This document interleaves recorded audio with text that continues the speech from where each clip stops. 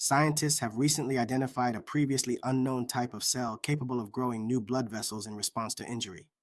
This discovery could revolutionize how we treat injuries and vascular diseases. The newly discovered cell, known as a vascular progenitor cell, acts like a repair unit in the body. When tissues are damaged, these cells are activated and begin forming new blood vessels, ensuring that oxygen and nutrients reach the injured area for healing.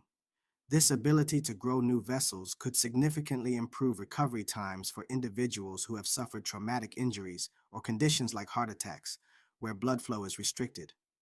Researchers are now exploring how these cells could be used therapeutically to promote faster, more efficient healing in patients. If scientists can find ways to activate or transplant these cells, it could open the door to innovative treatments for a wide range of vascular and tissue repair issues. What do you think of this breakthrough? Share your thoughts in the comments, and be sure to follow and subscribe for updates on revolutionary health discoveries.